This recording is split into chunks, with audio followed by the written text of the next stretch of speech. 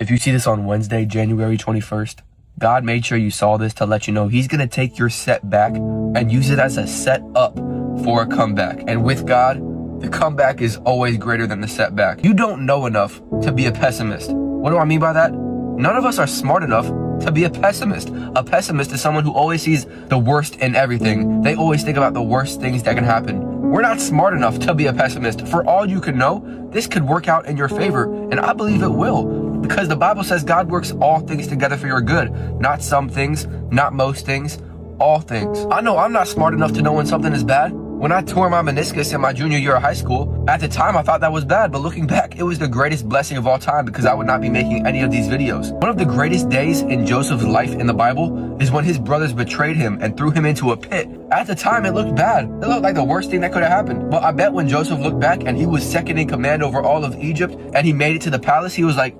well, if I never got thrown into the pit, I never would have got there. And then if I would have never got there, I would have never got here. And I'm here to tell you today that God is going to take whatever you're going through right now and use it for your good. He takes everything the enemy meant for evil and turns it around for your good. That's the thing. You can't tell if something is good or bad looking through the windshield. You can only tell if something is good or bad looking through the rear view mirror. That's why Jesus said in the Bible, you don't understand what I am doing now, but someday you will. And one day you'll look back and thank God that it didn't go your way, because it went exactly the way he planned it. And his plan is a lot better than yours. All right? Can I get an A?